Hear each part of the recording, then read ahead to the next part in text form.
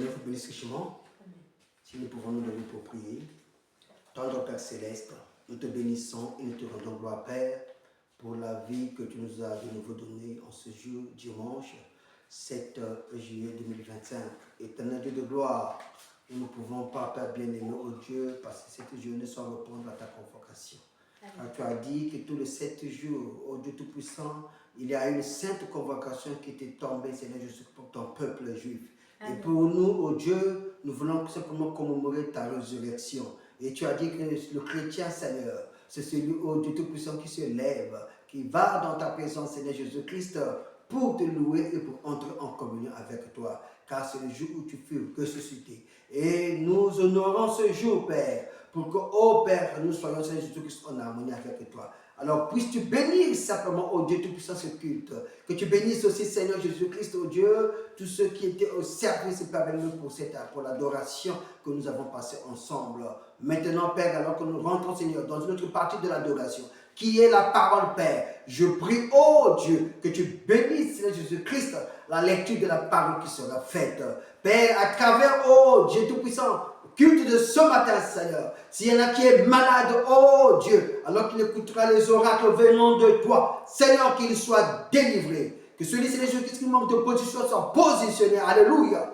Que celui qui est malade de soit guéri complètement et totalement, Seigneur. Et celui, oh Jésus-Christ, qui est faible, qu'il devienne fort. Car la parole fortifie. Le Saint-Esprit fortifie. Alors, Seigneur, nous nous abandonnons à toi, Père. Que ce culte soit glorieux, que ce culte soit mémorable, que ce culte soit comme jamais auparavant, oh Dieu, que tu es venu, Seigneur, nous relever, que tu es venu, Seigneur Jésus-Christ, nous fortifier, que tu es venu, Seigneur, nous tenir dans la main, Père, pour, oh Dieu Tout-Puissant, nous élever davantage, Seigneur Jésus-Christ. Nous voulons l'élévation. Nous voulons, oh Dieu Tout-Puissant, une croissance spirituelle. Mais tu as dit dans ta parole, Père, que l'élévation ne vient ni de l'Orient, il ne vient ni de l'Occident, mais il vient de l'Éternel. C'est toi, l'Éternel des armées, que nous voulons voir ce soir. Alors manifeste-toi, Seigneur Jésus-Christ, et car c'est pour lui-même que je suis, oh Dieu Tout-Puissant, pour que tu puisses nous parler du Père comme la même aigle, oh Dieu Tout-Puissant, qui parle directement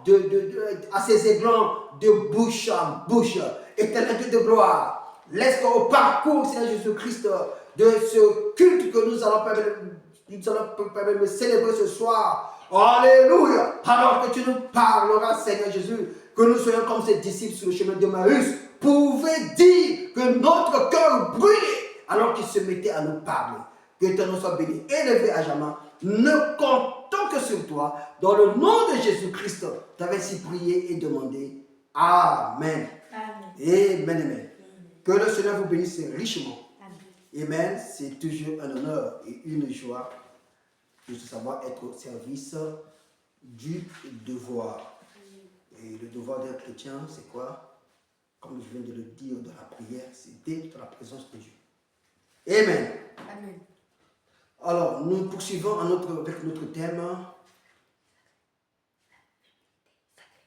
la féminité sacrée, qui est la 4e partie que nous allons entreprendre depuis que nous y sommes.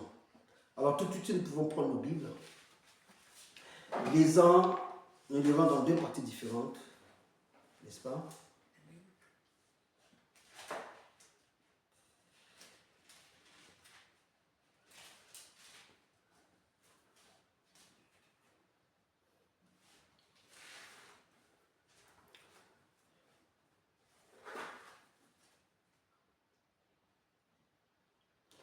Lisons dans Genèse chapitre 3, commençons au verset 8.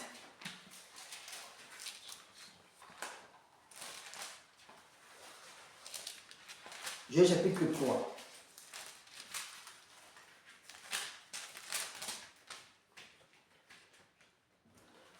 Le verset 8. Alors il entendit la voix de l'Éternel Dieu qui parcourait le jardin, de qui il est question ici, de Adam et Ève. Vers le soir, et l'homme et sa femme se cachèrent loin de la face de l'Éternel. C'est bon? Vous y êtes?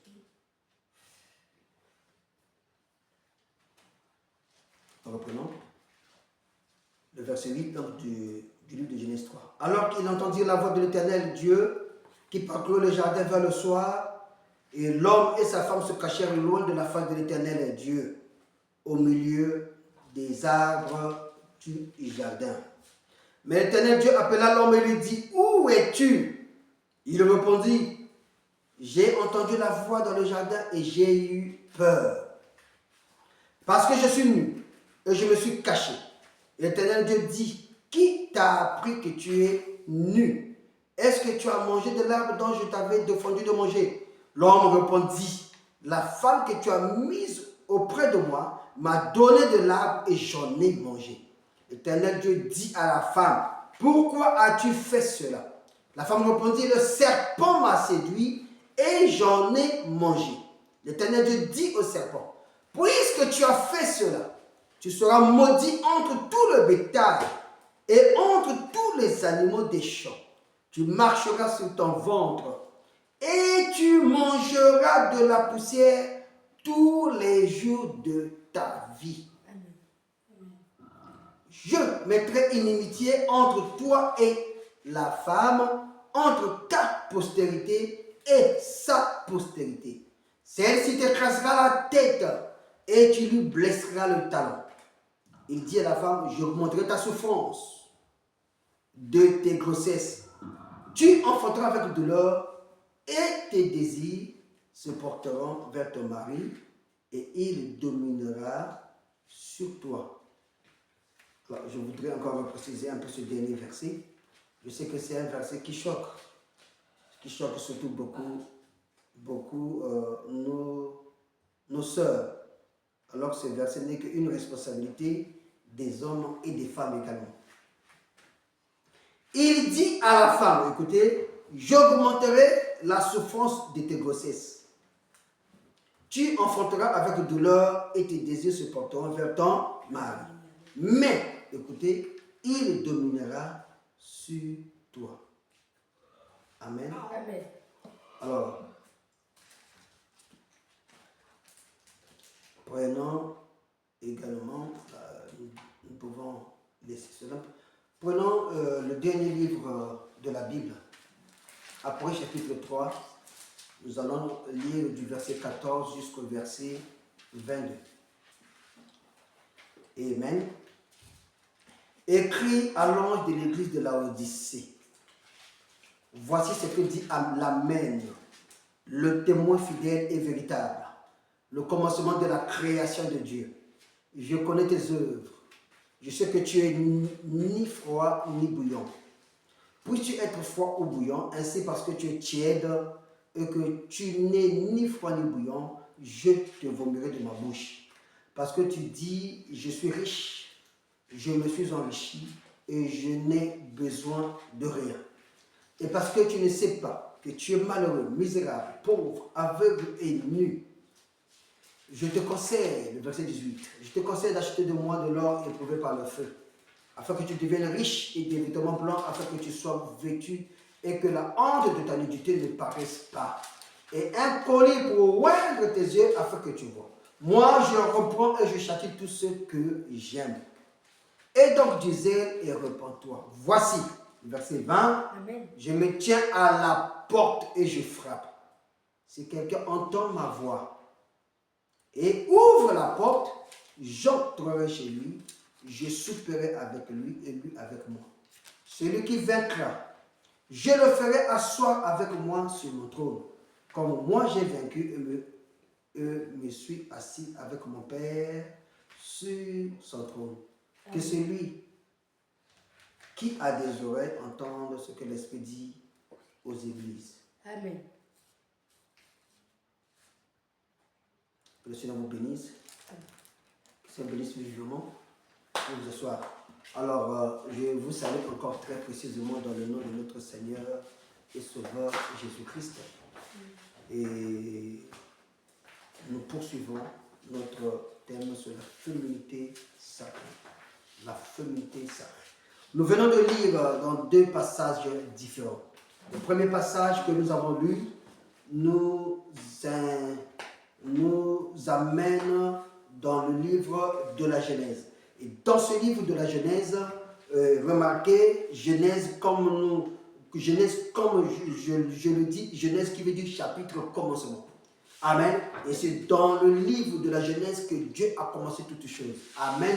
Amen. Dieu a commencé la création dans le livre de la Genèse. Amen. Amen. Et la vie a commencé dans le livre de la Genèse. Amen. Oui, et la mort aussi a commencé dans le livre de la Genèse. Amen. Oui, et le péché également a commencé dans la Genèse. Tu t'amènes à ça? Amen. Oui, et donc le Genèse c'est le chapitre commencement. C'est là que Dieu a commencé toutes choses. C'est là aussi que Dieu a commencé à donner ou à dégager les responsabilités, amen, à chacun, selon qu'ils avaient commis les actes ignominieux que Dieu n'avait pas appréciés dans l'Église. Amen. Amen. Le chapitre 1er, le chapitre création. Genèse chapitre 1, Dieu a créé. Genèse chapitre 2, Dieu a formé. Et Genèse chapitre 3, alors est venu le jugement. Voilà pourquoi le jugement est établi toujours sur le témoignage de 2 ou de 3 témoins. Amen. Dieu, au 3e jour, il a apporté le jugement. Pourquoi? Parce que la femme était tombée avec le serpent. Et quand il fut tombé avec le serpent, alors il alla voir Adam, afin que Adam aussi puisse tomber comme il était tombé. Mais remarquez que Adam ne pouvait pas tomber comme la femme était tombée. Pourquoi? Parce que Adam, il était un produit de création. Adam a été créé, mais Ève a été formée par Adam. Et par exemple, on dira que Adam était double. Dans Adam, il y avait la femme. Amen. Amen. Amen. Amen. Et c'est la femme qui, finalement, Dieu va séparer. Dieu va séparer Adam de la femme. Et par exemple, on dira que Dieu avait séparé le côté amour, la partie amour, la partie tendre qui était dans Adam. Amen. Voilà pourquoi vous remarquerez, quand vous voyez une femme qui n'est pas tendre, qui n'est pas tendre, alléluia, amen, qui n'est pas humble, alléluia, amen, qui n'est pas doux et aimable, vraiment dit qu'il y a quelque chose de faux dans cette femme. Amen. Amen. Nous avons des sœurs qui sont capables d'affronter une scie circulaire. Il dit c'est le diable, dis-le, c'est le diable. Amen. Il a été donné à la femme d'avoir ce côté amour, ce côté tendre, ce côté humble. Voilà pourquoi, amen, quand la femme, alléluia, est détachée de l'homme, amen, l'homme est dans l'obligation de suivre ce qui était sorti de lui. Qu'est-ce qui était sorti de lui? Ce n'est pas le côté lion, ce n'est pas le côté rougissement, non. Ce n'est pas le côté défenseur, non. Mais c'est le côté amour. Voilà pourquoi quand l'homme cherche ce côté-là, quand l'homme se met en prière, c'est pour regagner, alléluia, ce que Dieu avait séparé de lui. Dieu avait séparé quoi de lui? Il avait séparé le côté tendre, le côté doux, le côté aimable, le côté humble. Amen. Dites Amen. Amen. Amen. Mais cette femme qui fut, il y a quelque chose qui est en train de me dire que oui, mais est-ce que si un homme n'aime pas sa femme, cette femme-là elle est dans l'obligation d'être tendre avec elle? D'être tendre avec qui? D'être tendre avec elle? Oh, je ne sais pas. Ça a tellement sonné dans l'oreille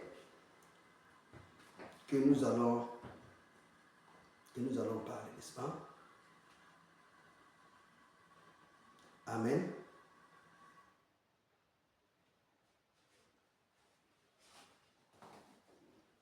Amen. Amen. Oh, gloire à Dieu. Vous savez, la parole, c'est une bonne chose. Qui aime la parole? Amen. Oui, Dieu a détaché le côté amour de l'homme pour faire la femme. Et cette femme qui tomba avec Adam, alors l'homme ayant vu cela, il savait que la femme devrait être tuée. Parce que la Bible dit que l'âme qui avait péché devrait mourir. l'arbre, Dieu avait dit que c'est l'arbre-là, le jour que vous en mangerez, vous mourrez. Et Adam savait qu'il devait perdre sa femme. Et c'est ainsi qu'il voulut de lui-même perdre toute la responsabilité que Dieu avait mis entre ses mains pour gérer les choses de Dieu. Alléluia. Pour gérer ce qui était de Dieu. Il a choisi de gérer la femme. Il a choisi de rester avec sa femme.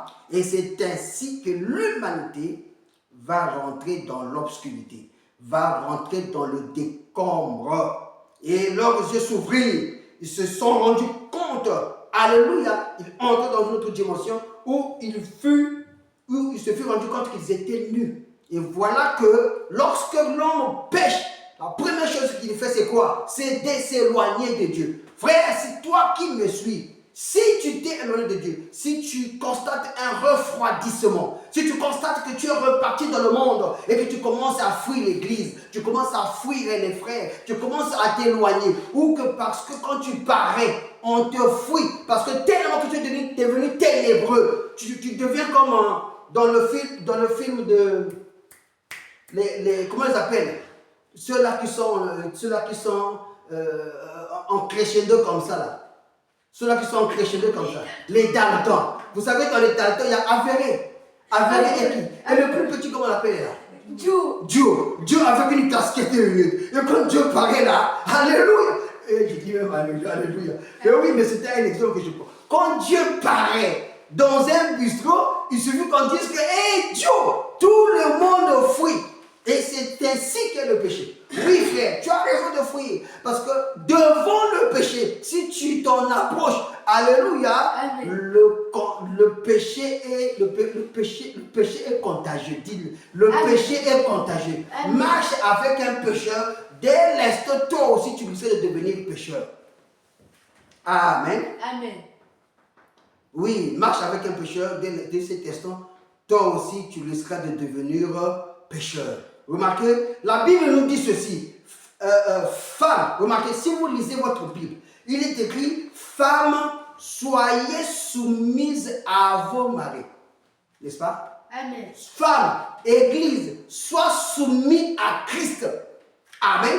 Et Christ est la parole. Amen. Christ attend. Christ, il a mis la responsabilité qui t'incombe où? Dans sa parole. Alléluia. Dieu a mis sa responsabilité dans sa parole.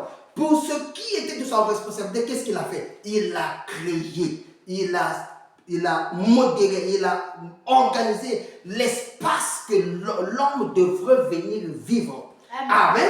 Amen. C'était de la responsabilité de Dieu de pouvoir aménager la surface de la terre dans lequel et les conditions qui s'y demandaient, dans lesquelles l'homme viendra vivre. Et quand l'homme fut arrivé sur la terre, amen, il ne manqua de rien. Il ne manqua de rien. C'était une vie à l'apothéose. L'homme était comblé. Tout avait été comblé. Et d'ailleurs même Dieu, la Bible nous dit dans Genèse chapitre 2 du verset 1, la Bible va nous dire que Dieu cessa de crier. Et Dieu se reposa en Éden. Et voilà, vient même nous confirmer que Dieu avait trouvé refuge dans l'homme. Voilà pourquoi Dieu, quand il est tabernaclé dans un homme, alléluia, cet homme-là ne peut plus être séduit. Dites Amen. Amen. Si tu as été séduit, ça veut dire que Dieu n'avait pas encore tabernaclé en toi. Car en fait, l'homme, lorsque Dieu entre en lui, alléluia, Matthieu 24, chapitre 24 dit quoi? Écoutez, parce que cet élément de la séduction, on aime trop se cacher dedans. Hein? Ah, il fut séduit, ah, le péché, vous savez, vous devez comprendre. Non, Dieu ne comprend que sa parole. Parce qu'il nous a montré qu'à un certain niveau spirituel, amen, l'homme, alléluia, entre dans la perfection de Christ. Et quand l'homme entre dans la perfection de Christ, tu peux pouvoir, on peut te laisser seul, va pécher. Tu ne pourras pas pécher. Même si tu te retrouves seul, alléluia, avec une sœur dans la chambre. Dites Amen. Amen. Même si tu te retrouves seul avec une chambre au lit, avec une soeur au lit, tu ne pécheras pas, tu vas fuir. Pourquoi? Parce que celui qui est en toi est plus grand que ceux qui sont dans le monde. Parce que celui qui est en toi est plus grand que ceux qui sont dans le monde. Amen. Oui, oui frère, c'est possible. Oui frère, beaucoup en ont expérimenté et j'en ai des témoignages. Tu vas fuir. Alléluia. Amen. Matthieu chapitre 24, verset 24. Il dit, car il s'élèvera de faux Christ et de faux prophètes. Ils feront de grands prodiges et des miracles au point de séduire, s'il était possible, alléluia, même les élus, alléluia. C'est-à-dire que quand tu as pris conscience que tu es un élu, Dieu t'a rencontré face à face, alléluia, et il t'a donné ton message, alléluia. Amen. En ce moment-là, le monde réuni, amen, ne pourra jamais, alors jamais te battre. Le monde réuni ne pourra jamais changer la pensée de Dieu, alléluia, au sujet de ses promesses dans ta vie. Et c'est ainsi, alléluia, que le diable sera dans le ténement de voir combien qu'il viendrait à combattre, à te combattre, mais jamais, alors jamais, il pourra te vaincre. Un élu ne peut pas être séduit. Alléluia. Un élu ne pourra jamais être séduit. Et Adam ne pouvait pas être séduit. Amen. Il ne pouvait pas être séduit. Pourquoi? Parce qu'il était un produit créé. Il était à la création. Dieu dira que même un simple crapaud ne pouvait être séduit. Même un simple crapaud, le serpent ne pouvait pas. Amen. Le serpent ne pouvait pas s'introduire même dans le crapaud.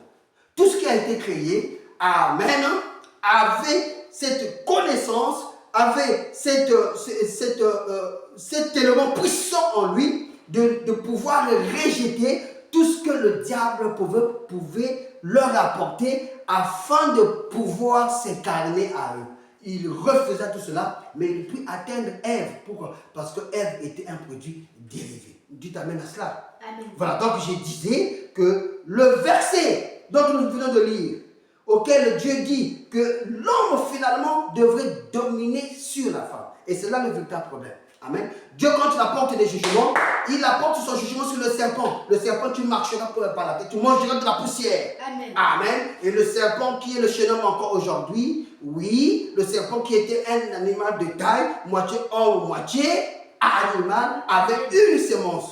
Lisez la semence du serpent, il est là dans YouTube, vous pouvez l'écouter et très bien travailler cela, vous comprendrez que oui, le jeune homme encore aujourd'hui, le serpent n'était pas d'abord un serpent rampant. Le serpent était un animal, moitié homme, moitié animal. Et il fallait que Dieu, en ce temps de la fin, revienne, amen, pour montrer cela à son messager, à son prophète, afin de pouvoir nous éclairer toute cette Bible dont certaines facettes étaient obscures pour les élus de cet âge, pour les élus de ce temps de la fin.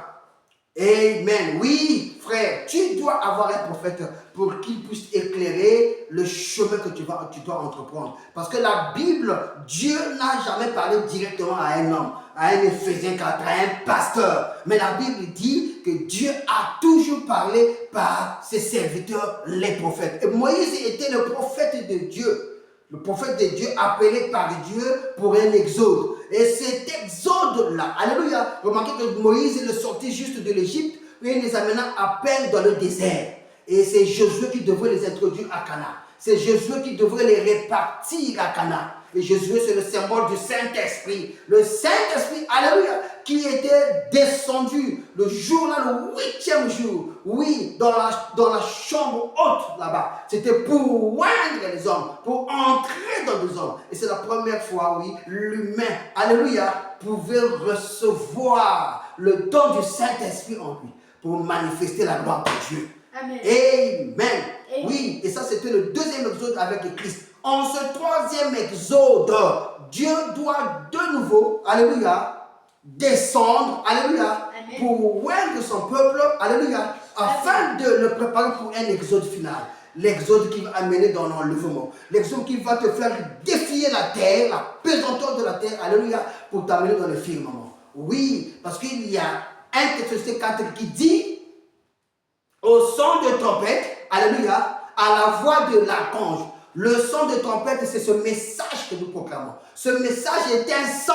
Lorsqu'il est proclamé, amen, il n'appelle que les élus. Oh, il est comme un filet. Quand tu le jettes dans l'eau, le filet, quand tu le jettes dans l'eau, dans le souci de pouvoir tirer le gros poisson. Le poisson qui va te donner, dont tu pourras vendre et avoir beaucoup d'argent. Le poisson dont tu pourras ramener à la maison et manger, avoir une bonne croissance. Mais remarquez que pendant que tu jettes le filet, ce filet, quand tu vas le ramener, oui, il pourra se trouver là-dedans des choses inutiles.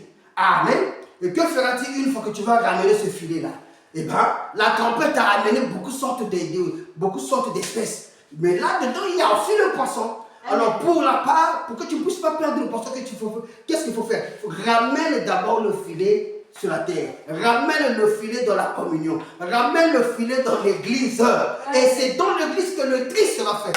Et le tri est fait par le moyen de la parole. Et quand la parole sort, alléluia, il lave, il purifie, il manifeste les véritables natures. Il manifeste ceux qui sont réellement poissons et ceux qui ne le sont pas. Voilà pourquoi ceux qui ne sont pas poissons, ils font quoi? Ils sont rejetés dans... D'où est-ce qu'ils sont venus? Ils sont rejetés dans le monde. Ils sont rejetés dans la mer.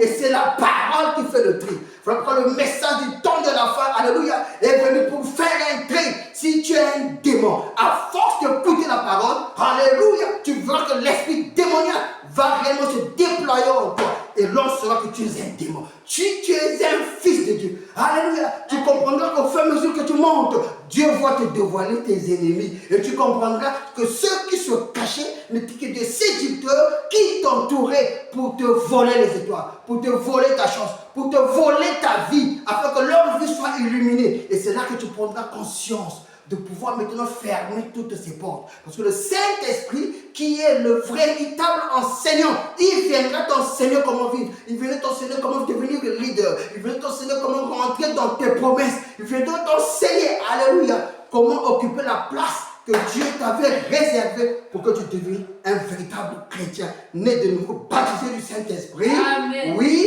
à ta place. Amen. Amen. Servons le Seigneur Jésus-Christ. Amen. Amen. Oui. Est-ce que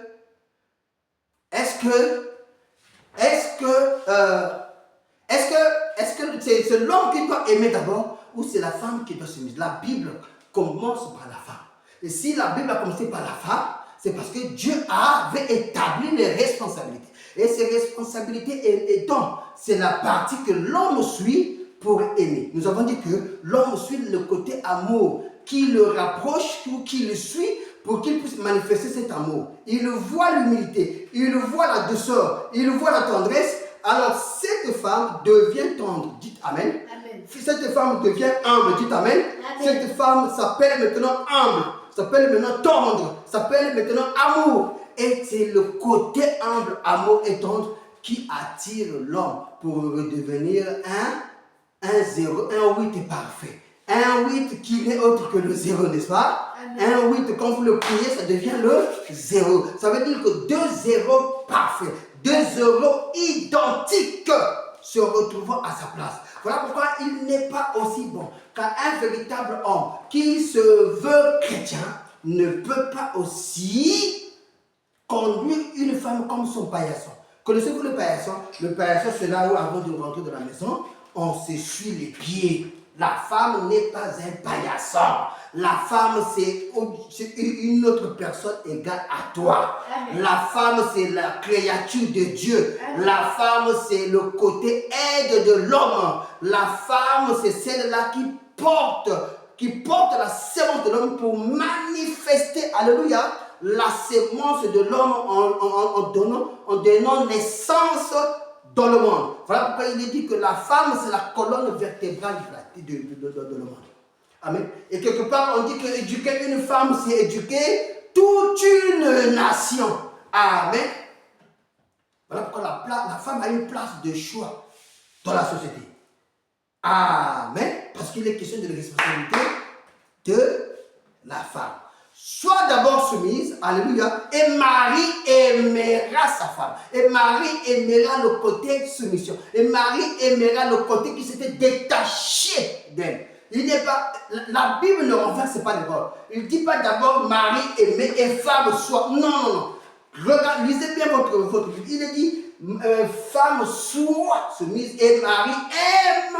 Quand on dit aimer la femme, ce n'est pas la femme qu'on aime, mais on aime la partie détachée de l'homme. C'est la partie douce, c'est la partie humble, c'est la partie soumission. Voilà pourquoi lorsque ce autre côté ressort de la femme, l'homme doit prendre quoi? L'épée à double tranchant, qui est capable de séparer la moelle et l'os, et cette épée doit venir sectionner. Et si ce côté-là n'est pas sectionné, c'est le côté qui va provoquer beaucoup de dérives autour de l'homme et de la femme. Voilà pourquoi un véritable homme prendra l'épée. Advienne que pourra. Tu vas observer aujourd'hui, demain, après-demain, à un certain moment, non, trop c'est trop, il faut prendre l'épée. Parce que tant que tu ne prends pas l'épée, où ça sera toi devant Dieu qui sera jugé pour ce que tu savais que tu devais faire, mais tu n'as pas fait. Dites Amen. Amen. Le jugement de Dieu, oui, nous tous nous y passerons. Remarquez, la Bible dit, entre parenthèses, la Bible dit que lorsque Dieu donne un talent, les talents là, il reviendra pour en demander les comptes. Même s'il te donne un seul talent. Remarquez, celui qui avait un seul talent, c'est celui-là qui t'est parti enfouir le talent sous la terre. Dieu dit que, ouvrier inutile, allez jeter-les dans le feu de la géhenne. Mais à celui qui en avait beaucoup, prenez celui à qui j'avais juste donné un. Ajoutez-le lui. Pourquoi? Parce que celui qui en avait beaucoup, il en avait encore multiplié davantage. Amen. Et bien donc, on donnera davantage à celui qui a. Pourquoi? Parce que en lui, Dieu a donné cette capacité de pouvoir conduire le peuple de Dieu. Donc cette femme et cet homme se doivent de regagner leur Éden. L'Éden qui était de Dieu était devenu l'Éden de Satan.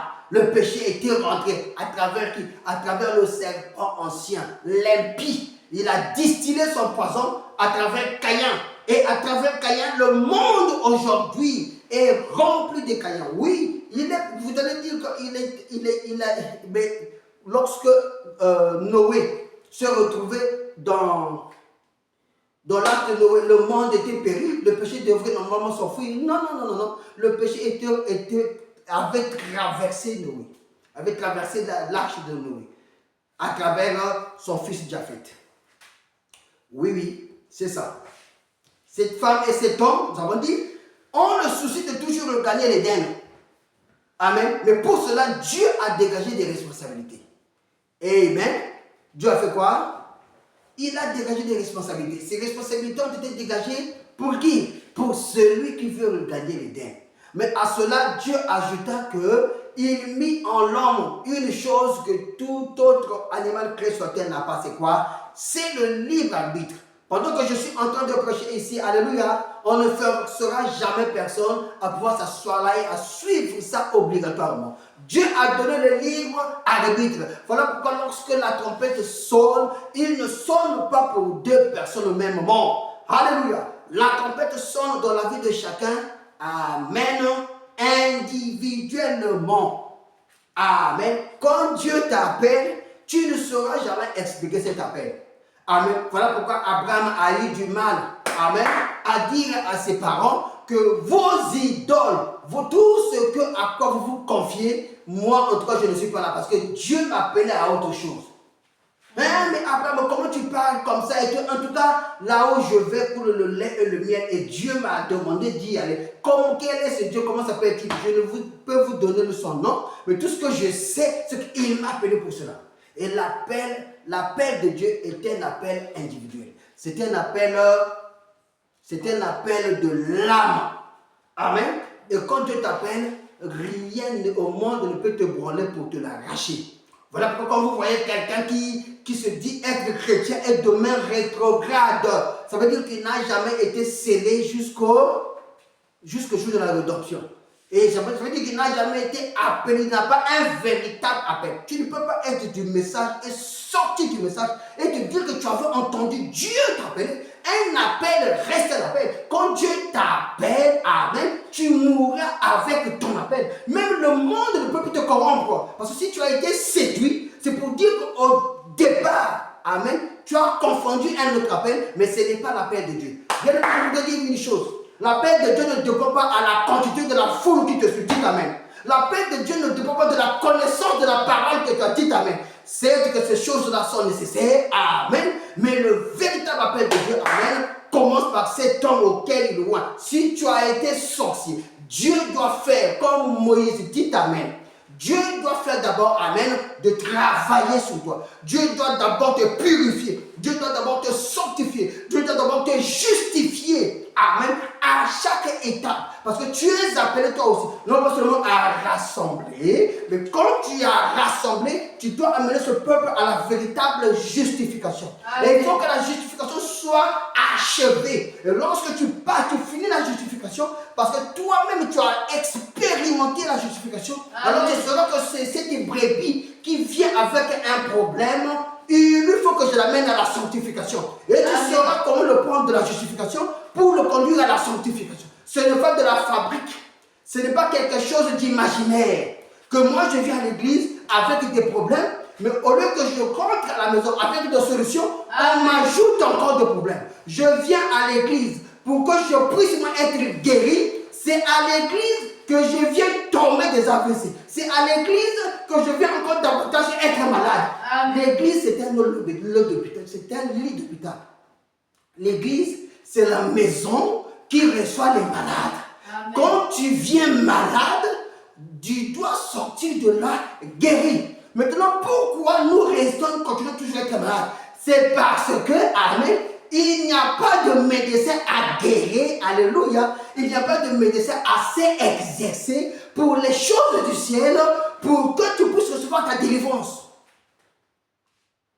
Mais quand tu viens au véritable médecin, dans un hôpital qui a été agréé par Dieu, amen, il va te montrer son agrément. L'agrément, ce n'est pas l'association que les hommes te donnent. On prie pour toi, on fait des prières, tu dis, mais voici aujourd'hui, j'ai l'agrément. Le véritable agrément, alléluia, c'est cet appel divin que Dieu a appelé. Il a appelé Jérémie, il a appelé Ézéchiel, il a appelé Abraham d'un véritable appel. Peu importe ce qui leur est arrivé, la Bible aujourd'hui nous a confirmé, amen, ils ont fini par voir Dieu. Et ils ont fini, alléluia, par être enceinte de Jésus-Christ et être conduit par Jésus-Christ pour manifester la gloire de Dieu à la fin de leur vie. Amen. Oui, donc, si il faut repartir en Éden, alors que devons-nous rechercher? Nous devons rechercher les règles que Dieu établit. Nous devons vivre selon les règles que Dieu établit. Nous devons marcher selon les responsabilités que Dieu a confiées à l'Église. Il faut que chacun à sa place, assumons sa part de responsabilité. Oh mon frère, sur ce chemin-là, il est question que celui qui tombe, je m'en fous. Amen. Sur ce chemin-là, il est question de celui qui tombe, je m'en fous. Amen. Tu tombes, je te tends la main. Tu veux m'attirer vers toi, je lâche ma main et je continue mon chemin. Pourquoi? Parce qu'il y a un ciel à gagner, il y a un enfer à perdre. Amen. Il y a un enfer à perdre.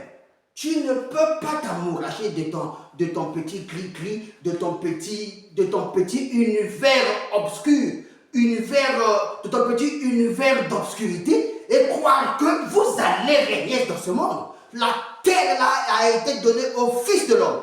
Amen. Amen. Oui, le péché et les pécheurs, amen, seront jetés dans le feu de la géhenne. Toi qui ne veux pas te repentir de tes péchés, de ta sorcellerie. Toi qui ne veux pas ôter toutes ces choses, qui crois qu'avec ça, amen, tu finiras quand même en Éden. Ça, c'est l'Éden de ton imagination. Ou l'Éden de ton village. Ou l'Éden de ta tradition. Ça ne se passe que dans le thème de Tom et Jerry. Amen. Amen. Amen. Amen. Mais dans le dernier de Dieu, Amen, Dieu a besoin tout d'abord d'une véritable délivrance, mais alors totale. Amen. Et quand tu es délivré totalement, Amen, Dieu fait quoi? Dieu t'envoie en mission. Amen. Dieu t'envoie en mission. Quand il t'a rempli pleinement, Amen, et c'est ainsi qu'il va commencer à te faire confiance. Dieu veut te faire confiance. Mais une chose qu'il attend de toi, Amen, c'est que tu puisses bien saisir les responsabilités auxquelles il a donné qu'il a donné à l'église depuis l'Éden, de pouvoir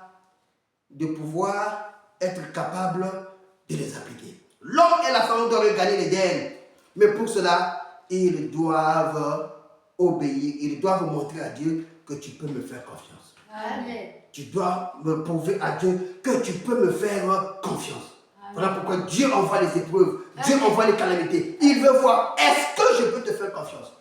Les calamités, c'est pour les véritables enfants de Dieu qu'il envoie. Il n'envoie pas à ceux qui n'ont rien à voir. Amen. Même s'il pouvait t'envoyer ceux à qui il n'a rien à voir, mais il sait que toi, il t'envoie parce que les calamités qui sont là-bas là, vont te forger et te former. Amen. Il n'y a pas de gloire sans épreuve.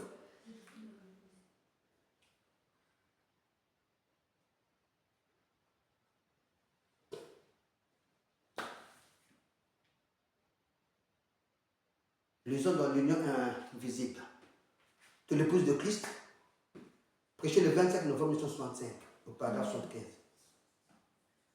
Remarquez, ce qui lui a été confié, c'est la vertu sacrée, la féminité sacrée, puis la maternité sacrée. Tout cela a été pour honorer son mari. Amen. Amen. Tout cela a été fait pourquoi? Pour honorer son mari. Remarquez, Amen. remarquez, quel est le premier mari de l'homme? Le premier mari de l'homme, c'est le Seigneur Jésus-Christ. Amen. Amen. Et nous disons que Dieu nous a créés avant la fondation du monde. Il est le premier mari pour l'homme.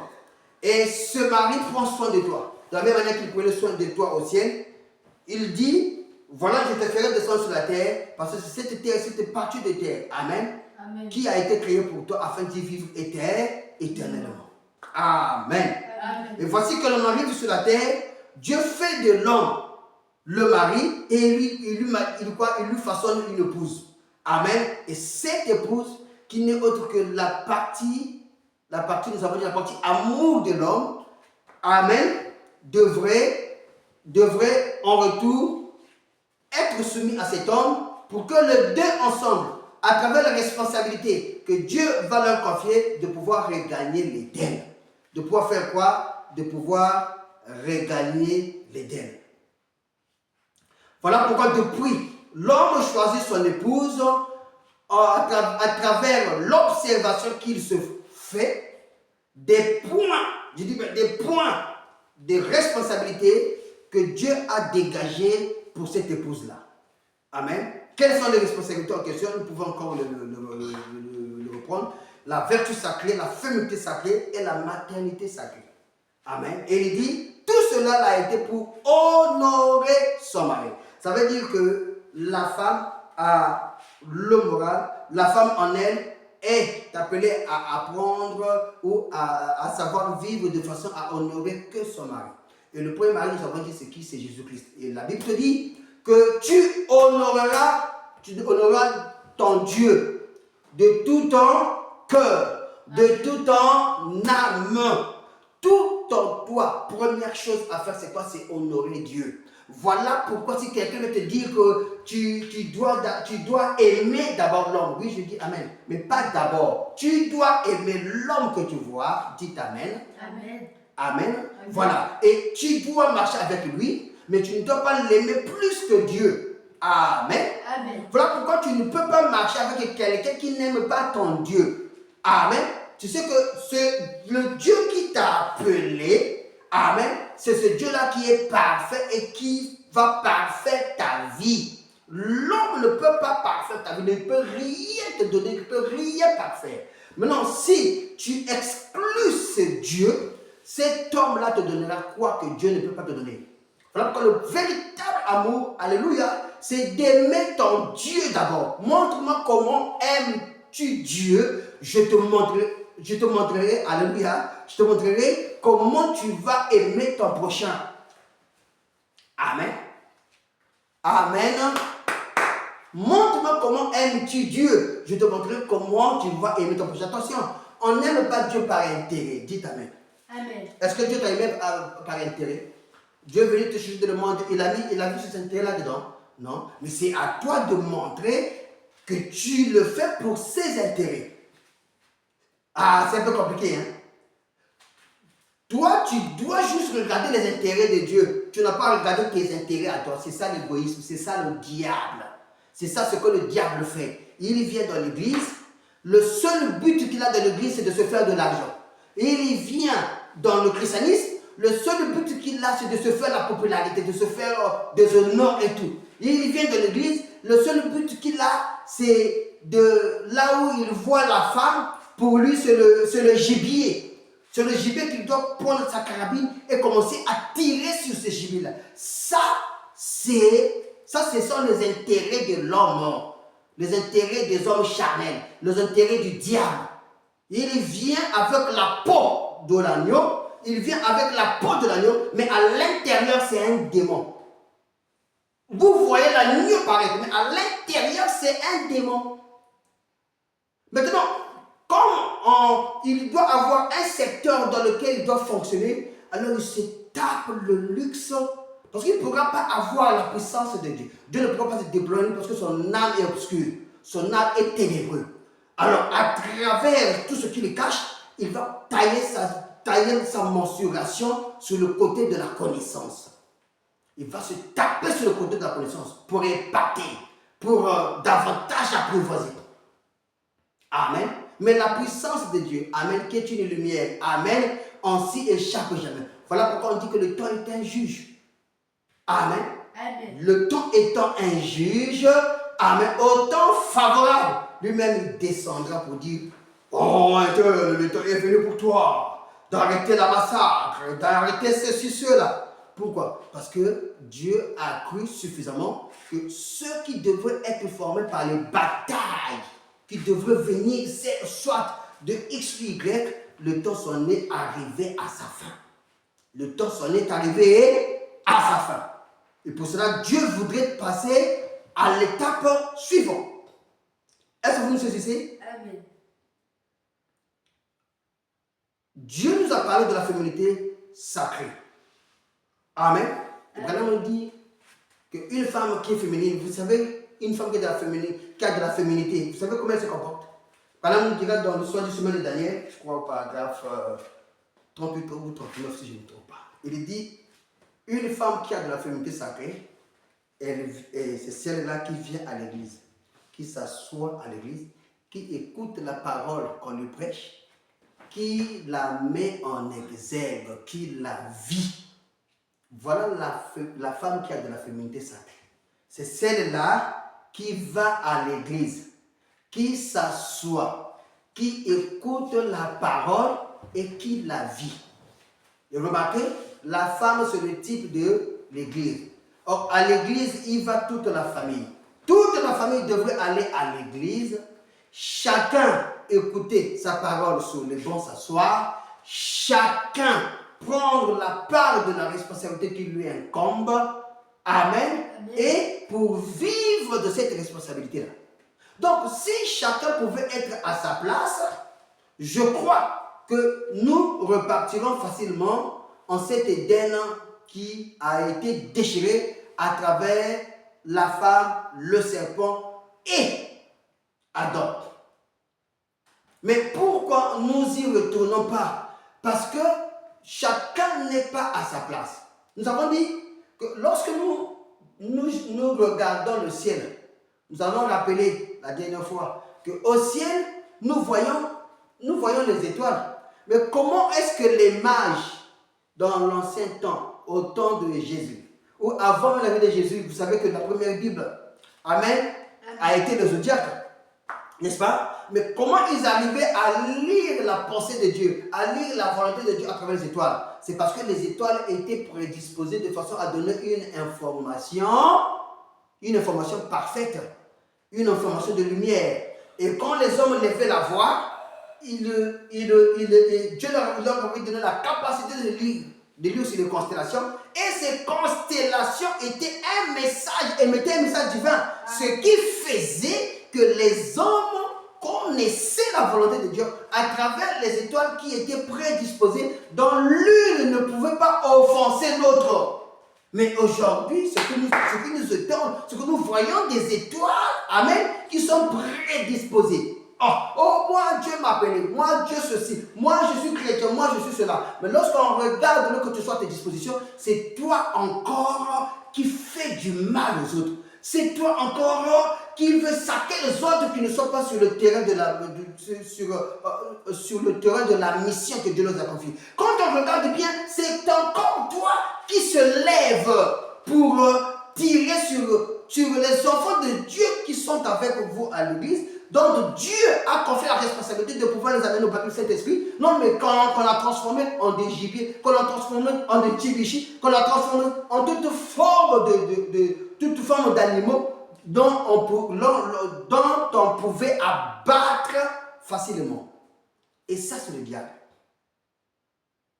Ça, c'est le diable. Dieu donne des responsabilités à l'homme. À l'homme, il a dit quoi? À l'homme, il a dit, tu travailleras durement la terre. Mais la terre te donnera des ronces. L'homme a accepté cela. C'est vrai pourquoi l'homme va travailler durement la terre pour apporter à la maison. N'est-ce pas? Amen. Et à la femme de quoi? De mettre au monde avec douleur. N'est-ce pas? Mettre au monde avec douleur. Dieu l'avait dit et cela continue à être jusqu'à aujourd'hui. Bon, on a changé autre chose, mais là, on n'arrive jamais à transformer ça. Cela reste toujours. On continue à le vivre, on continue à le voir aussi se manifester. Pourquoi? Parce que, évidemment, la Bible nous dit ceci. Dans Deutéronome chapitre 32, verset 3. Car je proclamerai le nom de l'Éternel. Rendez gloire à notre Dieu. Il est le rocher. Ses œuvres sont parfaites, car toutes ses voies sont justes. C'est un Dieu fidèle et sans iniquité. Il est juste et droit. S'ils se sont corrompus, à lui n'est point la faute. Amen. Amen. Si le peuple d'Israël s'est corrompu, ce n'est pas la faute de Dieu. La honte est à ses enfants. La honte est au corruptible. Il dit race fausse et perverse. Donc celui qui est corruptible, c'est une fausse race. C'est une race perverse. Et c'est l'Éternel que vous en rendez responsable. Peuple insensé et dépourvu de sagesse. Donc, lorsque vous tournez votre responsabilité à Dieu. Ah Seigneur, moi je ne fais que tomber. Je continue à aller que tomber. Tu veux même pas me relever. Allez, maintenant je m'en fous. Je continuerai à tomber. C'est juste ce que je veux finir. La Bible dit que tu es dépourvu de sagesse. Tu es insensé. Ça veut dire que tu es maudit. Tu es maudit, tu es dépourvu de sagesse. Et pourquoi tu le fais? C'est parce que tu es faux. Parce que tu es pervers. Ce que la Bible dit dans Deutéronome chapitre 32. N'est-il pas ton père? Donc tu commences à jeter la responsabilité à Dieu. Comme Adam qui avait jeté la responsabilité à qui? À Ève. Et Ève on avait jeté au serpent. Amen. N'est-il pas ton père, ton créateur? N'est-ce pas lui qui t'a formé et qui t'a affermi? Bon, comme c'est comme ça, vous m'avez poussé à pécher. Allez, moi aussi, allez, je me laisse aller. Maintenant, je vais aller en enfer. La Bible dit, tu es insensé. Tu es insensé. Il y a quelque chose qui t'attache et tu voudrais t'en sortir sur des petits points dont on t'a glissé la banane et dont tu es tombé. Mais si tu es tombé, relève-toi. Comment peux-tu dire, Seigneur, parce qu'on m'a tendu des pièges, je suis tombé. Allez, moi aussi, allez, je ne me relèverai plus. Je vais aller en enfer pour cela. Allez. Oh, parce que tu es un enfant de l'enfer pour tout commencer. Ne te cache pas, regarde-toi réellement. Tu es un enfant destiné à aller en enfer.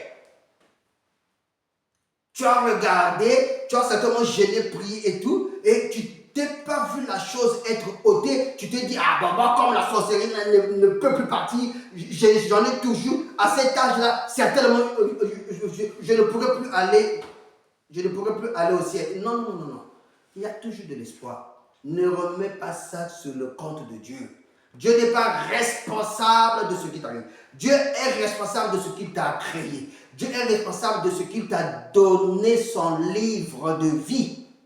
Et le livre de vie, amen, là se trouvent tes responsabilités. Il suffit de les appliquer. Remarquez, quand on applique le livre de l'ordre, lorsqu'on applique les responsabilités que Dieu t'a données, automatiquement, tu es couvert du sang de Jésus-Christ. Dites amen. Tu es couvert du sang de Jésus-Christ. Amen.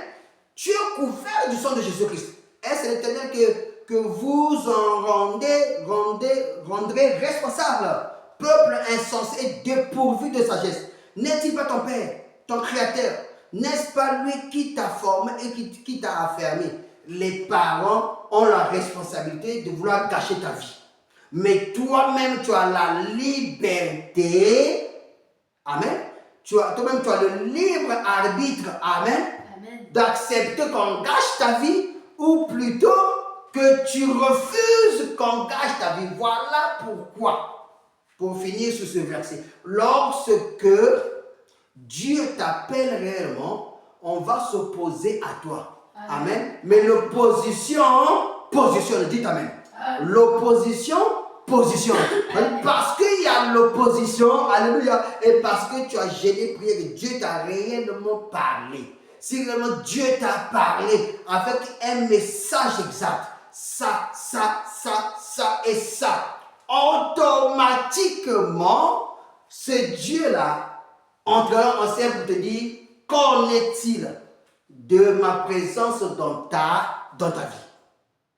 Amen. Chacun traverse des épreuves, mais les épreuves ne peuvent pas nous garder longtemps sur la terre. Pourquoi? Parce que oui, l'épreuve arrivera. Amen. Parce que tout chrétien doit être éprouvé. Amen. Et un véritable fils doit être éprouvé. Amen. Afin que Dieu puisse le présenter, afin que Dieu puisse lui faire confiance, avant qu'il puisse travailler pour Dieu. N'est-il pas ton Père, ton Créateur? N'est-il pas lui qui t'a formé et qui t'a affermi? Et l'affermissement, alléluia, vient toujours au moyen des épreuves. Amen. Et les épreuves en question, ça viendra de ton proche parent.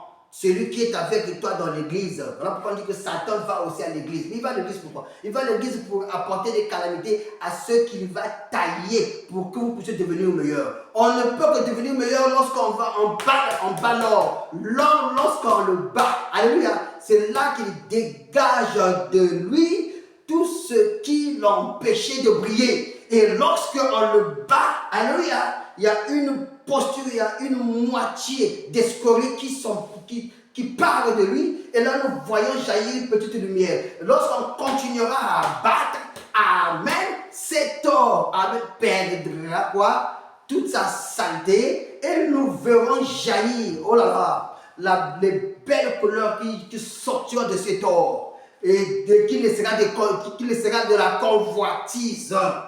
Voilà pourquoi, amen, tout le monde court à vouloir rayonner comme de l'or. Pourquoi? Parce que l'or attire à la convoitise. Mais le chrétien ne convoite pas l'or. Amen, parce que lui-même, il est l'or. Amen. Et il sait que partout où il est, amen, il rayonne. Oui, il rayonne de cette couleur d'arc-en-ciel. C'est cette couleur qu'il a reçue, qui sont tabernaclés en lui, qui sont celui qui marche avec lui nuit et jour. Amen. Prenons le livre de Job. Amen. Attention à l'heure. Attention à l'heure. Wow. Job chapitre 19, verset 3. Voilà 10 fois que vous m'outragez, n'avez-vous pas honte de me tout dire? Oui, Job traversait des périodes de calamité dont il ne savait d'où est-ce que c'était venu. Or que le diable, Dieu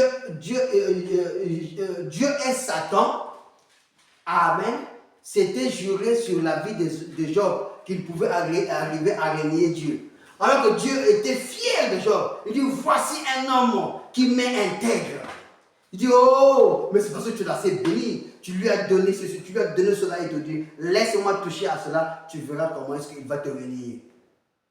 Dieu avait confiance en Job. Amen.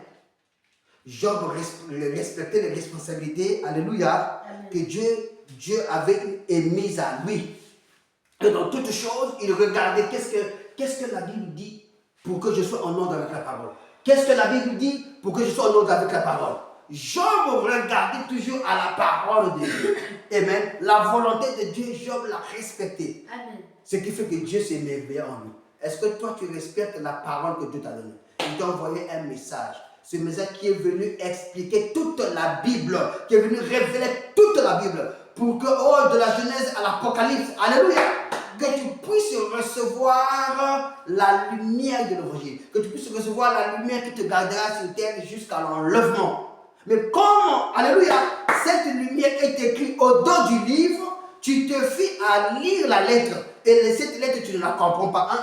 Va chercher d'abord l'esprit de ce message. Va te connecter à l'esprit de ce message.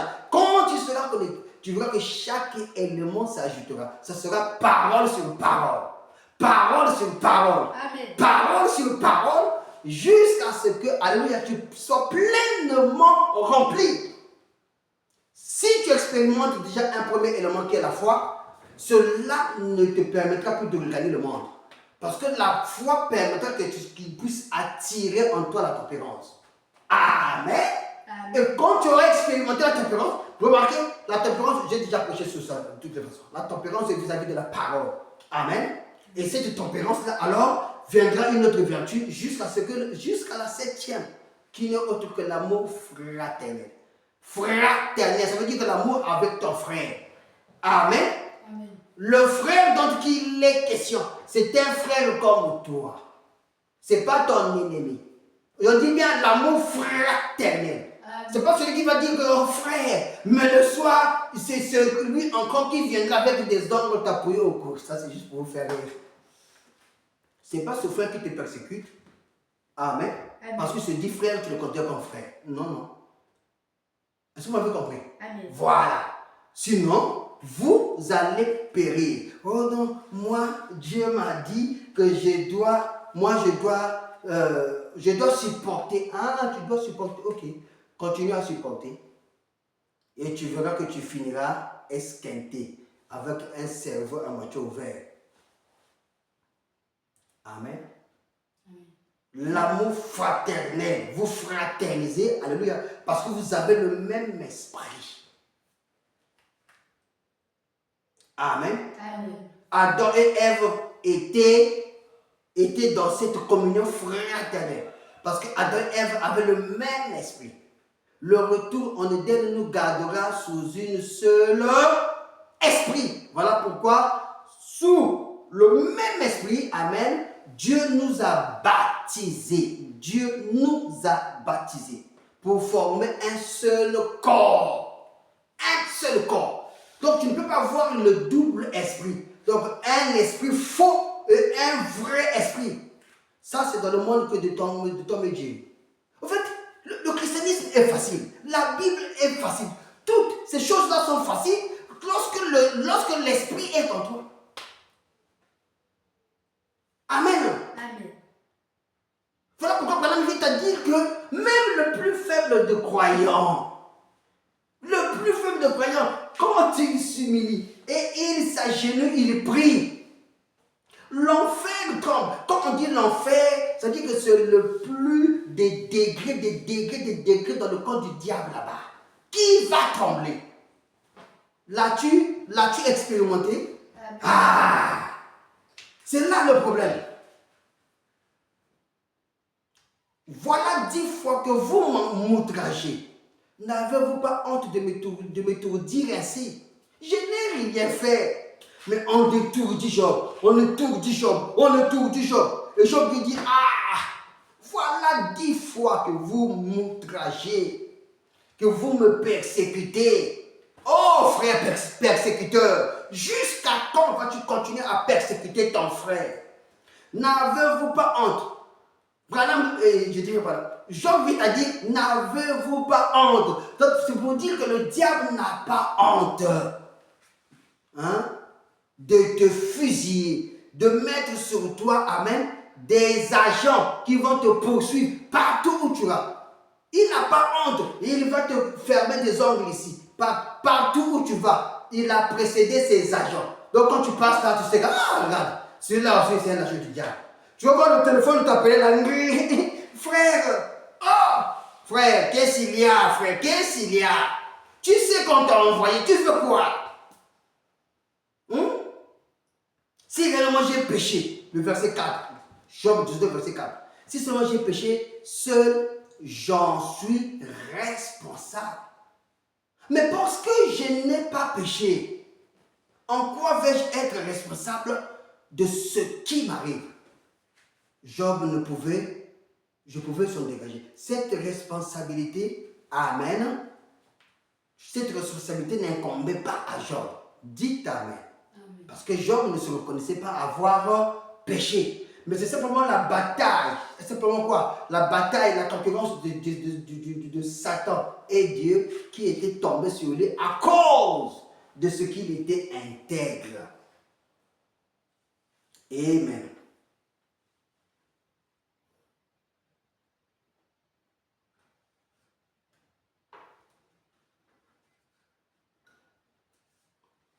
Branham nous dit, lorsque nous voyons les choses de Dieu s'accomplir dans le temps que nous vivons, eh bien, nous avons la responsabilité de quoi? Nous avons la responsabilité de l'accepter. Amen. Amen. Il avait été dit, quand vous verrez la terre devenir comme à la position de Sodome et Gomorrhe à cette époque-là, amen, et nous voyons qu'aujourd'hui, nous voyons que de ce qui a été écrit, la prophétie du pape a été accomplie, que devons-nous faire? La Bible dit, nous devons l'accepter. Mais qui va l'accepter? Montrer ça au monde. Voilà ce qu'a écrit le prophète de Dieu venu sur la terre, qui nous a laissé il y a de tant d'années, depuis déjà 1960. Il a prédit, il a prophétisé sur ce qui t'arrive aujourd'hui. Montrer ça noir et blanc. S'ils ne sont pas la sémence prédestinée, ils vont refuser ça. Ils vont vous dire, prenez ça, jetez ça là-bas, nous n'en avons pas besoin. Pourquoi? Parce que nous venons de dire qu'aujourd'hui, ils ont fait quoi? Ils ont jeté Dieu dehors. Amen. Ils ont chassé Dieu dans leur vie. Amen. Et c'est là que nous allons arriver. Amen. Amen. Amen. Donc, un homme qui fuit loin de la présence de Dieu, c'est quoi? C'est une prédication prêchée par le prophète William Branham, qui est le messager du temps de la fin, qui nous a montré des choses à venir. Amen. Et donc, nous sommes en train de voir s'accomplir alors que cela a été écrit. Donc, Dieu l'a utilisé pour que toi et moi, nous soyons informés. Amen. Et ce sont les informations qui sont venues droit du ciel, mais Dieu ne peut pas les répandre comme ça. Il fallait qu'il utilise ton frère. Ah, voilà l'homme de la communion fraternelle avec qui nous pouvons fraterniser. Parce que nous cherchons l'esprit qui était en lui. Et quand cet esprit vient en toi, alors tu vois clair comme lui aussi le voyait clair. Tu n'ajoutes pas et tu ne retranches pas. Un homme qui fuit la loin de la face de la présence de Dieu, au paragraphe prêché le 17 février 1965, au paragraphe 65. Amen. Quelque part par là, il dit. Bon, allons-y. Or, quand toutefois nous découvrons ces choses, quand nous y sommes confrontés et que nous entrons dans une réunion, où nous voyons la puissance de Dieu en train d'agir et d'accomplir des choses et d'accomplir des œuvres surnaturelles, quand nous voyons cela être accompli et que nous regardons dans la Bible et voyons que c'est promis pour cette heure. Remarquez, ce n'est pas à l'heure d'Éphèse, ce n'est pas à l'heure du temps de Paul, amen, ou du temps de Martin, du temps de Irénée, ou du temps de Luther, le réformateur. Ce temps-là est passé. Amen. La preuve d'ailleurs, on n'avait jamais baptisé dans le nom de Jésus-Christ. Mais Dieu a avancé à travers les sept églises. Amen. Et nous sommes arrivés au temps où toute la révélation doit être rendue parfaite. Et cette révélation donne l'une des choses. Amen. C'est ce message qui nous éclaire, qui nous dit à cette heure même, si nous voyons la promesse qui avait été promise dans la Bible être en train de se manifester aujourd'hui, sachez-le que Dieu a réellement parlé dans cet homme qui nous a donné toute la parole de Dieu, qui doit nous préparer pour éviter quoi? L'enfer, pour éviter d'aller en enfer. Donc si tu es un fils de Dieu, amen, en voyant les promesses qui s'accomplissent, il ne s'agit pas de dire, oui, cet homme avait raison, cet homme était un vrai prophète, cet homme a dit de bonnes choses, non. Mais il est question d'entrer là où il est question de se conformer à cette parole, amen, afin d'échapper. D'échapper à quoi? Afin d'échapper à quoi? À la bombe qui explosera comme il a explosé à Sodome et Gomorrhe. Avant que la bombe explose à Sodome et Gomorrhe, qu'est-ce que Dieu a fait? Dieu a visité quoi? Il a visité son territoire. Il a visité Abraham.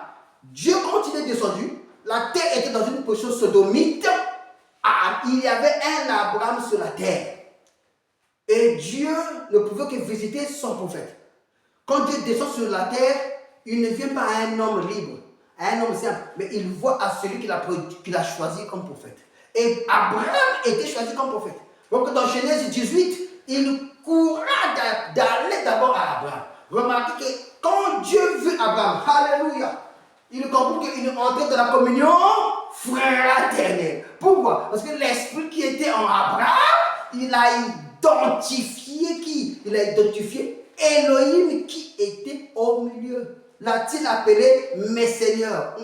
Il a dit quoi? Mon Seigneur. Ils étaient trois. Mais il s'est incliné à celui qui était au milieu. Alléluia. C'est cette révélation, amen, que Dieu nous montrait qu'il serait à la croix, amen, avec les deux prénoms, mais lui, il est au milieu. Voilà pourquoi la vérité se trouve toujours au milieu. Amen. Amen.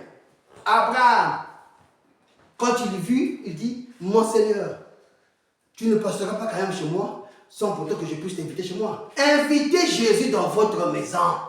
Oh, moi, ça fait aujourd'hui 10 ans, je n'enfante pas. Je n'enfante pas. Oh, invite Jésus dans ta maison et tu vas enfanter. Amen. Amen. Ça faisait des années, Sarah n'enfantait pas. Lorsqu'il reçut la visitation de l'ange, alléluia, amen, Abraham devait rester sous les responsabilités que Dieu lui avait confiées. Même s'il pouvait tomber, même s'il pouvait mentir, mais il savait que j'ai des responsabilités que je dois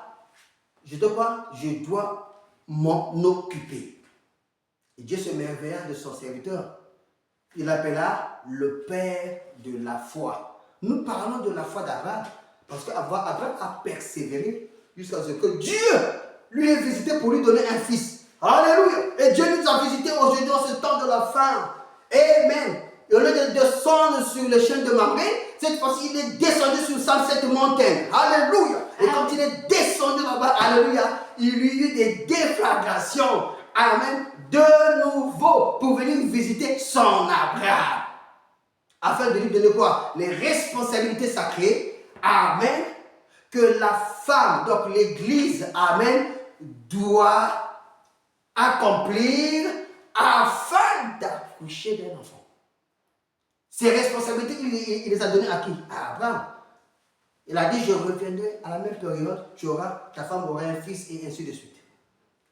Abraham y a cru, Abraham y a attendu et il a vu manifester la promesse que Dieu lui avait donnée. Bon, maintenant, pourquoi toi, si tu vis cette promesse, pourquoi toi aussi tu n'accouches pas? Si toi tu as reconnu ton jour et tu as reconnu la visitation de Dieu qui est venue vers toi, pourquoi tu n'accouches pas? Tu sais pourquoi tu n'accouches pas? Tu n'accouches pas parce que tu te tiens loin de la visitation de Dieu. Quand Dieu visite, alléluia, c'est là que tout ce qui était possible dans ta vie, impossible dans ta vie, devient possible. Tu dois y croire. Amen. Amen. Remarquez que même le mensonge de Sarah, oh, alléluia, le mensonge de l'église. Voilà pourquoi aujourd'hui, surtout ce temps de la fin, vous avez des menteurs, de véritables menteurs sans. C'est-à-dire que, oh my, j'ai été scandalisé entre temps, mais c'est qu'après, quand j'ai compris ça, j'ai dit oui, c'est vrai. Heureusement qu'ils ont un mari. Et ce mari-là est capable d'expier, d'effacer ça. Des gens qui te montrent comme il expire. Des serviteurs de Dieu qui te montrent, bon, appelons-le entre guillemets, parce que quand un serviteur de Dieu arrive à mentir à ce point, alors qu'il manipule le feu divin, il y a un problème quelque part qui ne va pas. Amen. Oui, Abraham devrait se tenir sous ses responsabilités. Et quand même Sarah était à rire de la promesse que Dieu avait donnée à Abraham, remarquez que Abraham dira, Dieu devrait tuer Sarah sur le champ parce qu'il avait traité Dieu de menteur. Combien de fois aujourd'hui, quand le diable utilise un frère ou une soeur, il devient presque Satan incarné. Il s'acharne de toi, vraiment, c'est-à-dire que si vraiment Dieu ne te fait pas grâce, hein, il te trouve dans une position nette, il peut même te ôter la vie. Voyez-vous? Voyez-vous? Quand nous voyons cet être accompli, quand nous regardons dans la Bible et que nous voyons c'est promis pour cette heure, c'était l'heure où jamais Abraham devait être béni. Ça, c'est le temps de la visitation d'Abraham. C'est l'heure de la visitation d'Abraham. Et quand Dieu visite Abraham, il y a un Sodome et Gomorrhe qui existe. Oh, bien-aimé, tu vis sur cette terre-là, tu sais ce qui se passe. Il y a un Sodome et Gomorrhe quelque part qui a fait quoi? Qui, Sodome et Gomorrhe avait chassé qui? Il avait chassé Jésus. La ville de Sodome et Gomorrhe, c'était une ville qui vivait mal, où le péché était. Amen. Mais remarquez, comme Dieu ne pouvait pas faire périr les croyants avec le croyant, il a dit là-bas à Sodome et Gomorrhe, il n'y a pas de prophète. Voilà pourquoi toi qui vas entrer dans le lieu sodomite, là où tu vas là, il n'y a pas de prophète. Là où tu vas, il n'y a pas de prophète. Le prophète est avec Abraham et son peuple. Et le prophète et Abraham, ils sont où? Ils sont sous les chaînes de Mamré. Amen. Si tu arrives à Sunset Mountain, amen, tu trouveras Abraham avec son peuple. Et Sunset Mountain aujourd'hui, c'est le message de l'heure. Parce que c'est la visitation de l'heure. Il a visité en Arizona le 28 février 1963. Il est descendu, amen, pour te donner à toi, épouse, tes responsabilités qui doivent te revenir, amen, afin de te bien te tenir et te comporter vis-à-vis de ton mari qui est Christ. Amen. Amen. Alors, qu'a-t-il fait après avoir visité Abraham? Il est descendu à Sodome? Non, nous avons dit que là-bas, il n'y avait pas de prophète.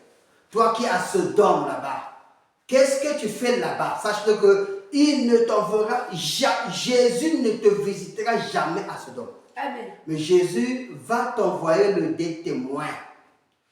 Les des témoins, c'est le symbole des prédicateurs. Amen. Les prédicateurs vont descendre à Sodome pour venir crier à Sodome. Sortez de là, car la bombe atomique va bientôt frapper. Le pape a été voté. Nous avons vu la promesse en Dieu manifeste. Amen. Amen. Ce pape qui devait sortir des États-Unis, il est déjà sur le terrain. Bientôt, il va prêcher la paix sur toute la terre. Or, la Bible dit que lorsque l'on parlera de la paix et sûreté, soudain, c'est là qu'une ruine soudaine s'abattra. Les choses sont en train de s'accomplir au pas. Alors, toi qui as Sodome et Gomorrhe, Dieu t'envoie des prédicateurs qui sont en train de vouloir crier pour toi. Sortez de Sodome, sortez de Gomorrhe. Parce que, alléluia, Sodome et Gomorrhe va brûler. Amen. Hollywood aujourd'hui, alléluia, va brûler. Dieu va accomplir ses promesses. Amen. Et Lot était sorti de Sodome et Gomorrhe. Quand Lot est sorti de Sodome et Gomorrhe, un souffle de feu, amen, s'est abattu à Sodome et Gomorrhe. Pourquoi vous sortez de Sodome et Gomorrhe et vous vous retrouvez en statue de sel, incapable de prier, incapable de vous élever? Donc vous êtes sorti de Sodome et Gomorrhe, mais vous êtes resté stationnaire en chemin. Vous avez été transformé en statue de sel. Vous savez pourquoi? Parce qu'une fois que tu as fait le premier pas, tu as eu le regret de la vie de prostitution que tu menais, dont tu gagnais l'argent facilement. Le regret de la vie, alors que tu es resté lié par les liens de famille, lié par les liens qui ne s'étaient jamais brisés. Dieu t'a fait faveur de te sortir de là, mais tu arrives en chemin avec tes frères. Toi, le regret, on t'a dit, ne retourne pas ou ne regarde pas en arrière. Ça sera pour toi de regretter tout ce que tu as laissé, tout ce qui est de charnel, tout ce qui est de chair. Ah, moi, j'ai laissé la tenue que je mettais là, cette tenue-là quand je la frappais. Ah, moi, j'ai laissé ma Weston là quelque part, vraiment, elle m'a coûté cher. Ah, moi, ceci. Quand ce regret-là te prend, dès que tu détournes, remarquez que on nous avait dit que Dieu allait frapper Sarah du fait qu'il avait traité Dieu de menteur. Ça veut dire qu'il n'avait pas respecté la responsabilité que Dieu avait donnée à qui? À Abraham. De la même manière, Adam, sachant que Dieu devait tuer qui? Devait tuer Ève. Qu'est-ce qu'il a fait? Lui aussi, il a péché avec Ève. Il est rentré dans le péché avec Ève. N'est-ce pas? Pour que Dieu ne puisse pas tuer la femme de Adam. Parce que c'est une chose qu'un vrai père ne peut pas faire. C'est de chercher à tuer son fils. Oh, toi tu es mon père vraiment, mais tu veux tuer mon influence. Non. On n'a pas le même esprit. Non, on n'a pas le même esprit. Quel est ce père qui peut tuer ou qui peut vouloir tuer l'influence de son fils? Un véritable père, il est fier de son fils. Il dit, voici mon fils. Amen. Qui brille. Amen. Parce que les honneurs, ça sera ses honneurs. Amen. Oh, mais tu sais bien que tu as élevé cet enfant. Cet enfant a grandi dans une exemplarité que tout le monde peut témoigner aujourd'hui. Malgré toutes les fausses choses qu'on peut parler de ton fils, tu sais que cet enfant t'a été fidèle. Tu sais que cet enfant t'a été obéissant. Ah! Mais comment ça se fait que alors que vous avez le même esprit, mais tu vas chercher, alléluia, à tuer le feu de cet enfant? Allah me dit, vous savez, lorsque vous parlez en mal de ton frère, c'est là que tu tues ton influence. Pire encore que le mal soit vrai, non. Mais on colporte tous ces mensonges bien préparés depuis la Genèse pour alors les faire atterrir dans l'Apocalypse afin que la vie soit terminée. Mais ils ont oublié une chose, c'est que la vérité de Dieu c'est au dos du livre. Dites Amen. Amen. Quand tu t'arrêtes à l'Apocalypse, Amen, c'est là que Dieu bâtit le 23e chapitre. Comme l'on avait dit à Branham, qui sera collé au dos du livre de la Bible. Et ça, c'est la chose que Dieu scelle son épouse. Alléluia. Dieu scelle son épouse. Cette dernière responsabilité, elle n'est pas donnée de façon écrite. Cette responsabilité, elle est donnée de façon audible, par une voix audible qui appelle l'épouse à se laisser connecter, alléluia, à la révélation qui va le préparer à affronter le diable sur tout le terrain. Parce qu'il doit éviter l'enfer et il doit aller dans l'enlèvement. Amen. Tu veux aller dans l'enlèvement? Tu veux aller dans l'enlèvement? Tu veux aller dans l'enlèvement? Alors tu sais comment Dieu te parle. Alors tu sais comment Dieu te prépare. Alors tu sais comment Dieu te conduit. Ne suis pas la foule. Nous sommes dans une heure où l'obscurité est totale. L'obscurité bat le plein. Si vous voyez comment Branham a représenté l'âge de la Odyssée, vous verrez qu'il y a juste un bouton qui a été marqué pour montrer comment sur la terre, amen, la terre est devenue comme au temps de Sodome et Gomorrhe. Amen. Ça veut dire que tout ce que vous voyez là, bandé, qui crie, qui jubile et tout, à l'intérieur là, il y a des vies laissées tomber. Dieu ne peut pas nous mentir. Si Dieu pouvait vous donner la véritable vue, la vue spirituelle, la vue de voir ce qui se passe partout où il y a des rassemblements de ce feu de Dieu, oh là là, il y aurait beaucoup de lamentations, beaucoup de pleurs. Parce que Dieu ne peut pas mentir. L'âge d'Éphèse, c'était un âge de lumière. C'était bien éclairé. Le péché était amoindri. Parce que Dieu était entré en scène. Le Fils du Saint-Esprit, la chambre haute, Amen, avait fait le travail.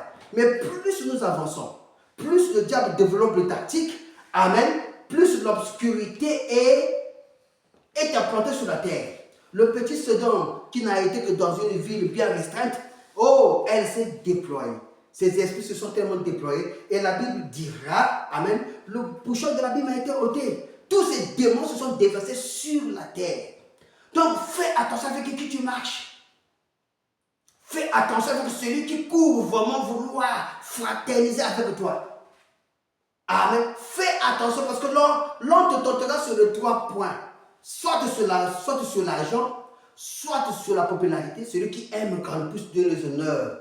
Quand on voit des gens pour venir, ah mon frère, ma soeur, toi tu crois que c'est ton frère, c'est ta soeur. Il vient simplement pour, ah mon frère, j'ai faim, donne-moi ça, donne-moi ça. Toi, c'est pendant que tu donnes, c'est là qu'il va te bloquer. Toi, tu fais la volonté de Dieu en donnant. C'est là où lui, il va te bloquer pour que tu ne puisses plus avoir encore. Voyez-vous? Et c'est sans cela qu'on appelle des frères, des sœurs. Oh ma soeur, donne-moi.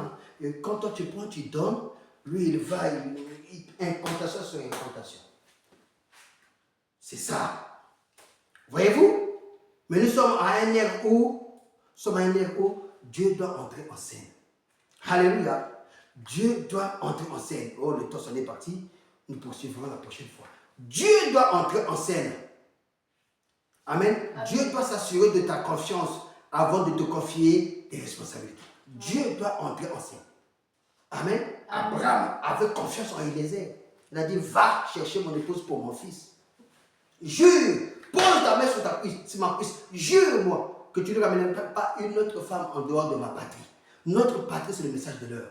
Vous ne pouvez pas vous marier avec n'importe qui. Amen. Amen. Amen. Le message est un patrimoine. La parole de Dieu est un patrimoine. La révélation de la parole de Dieu confiée en son serviteur, le 7e messager, est un patrimoine propre aux enfants de ces élus, de cet élu. Lui, il a été agréé. La colonne de feu s'est identifiée sur lui. Pour que les responsabilités qui t'incombent, en voyant cela, alléluia, que tu puisses t'identifier à ça. En voyant cela, amen, que tu cherches à être comme lui. Parce qu'il est l'homme spirituel le plus élevé sur cette terre. Amen. De à nos jours. Amen. Dieu l'a puissamment utilisé pour toi.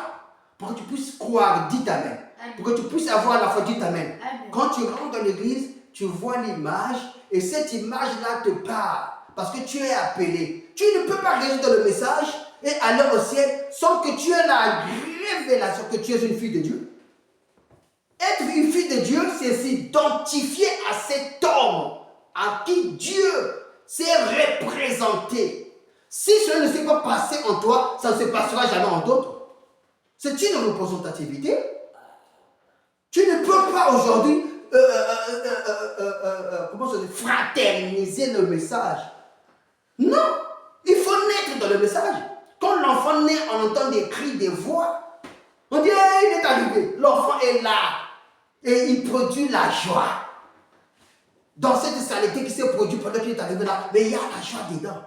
Et c'est cette joie-là qui apaise les cœurs de ceux qui l'attendaient. Nous avons entendu le Seigneur Jésus-Christ aujourd'hui. Nous étions dans le monde.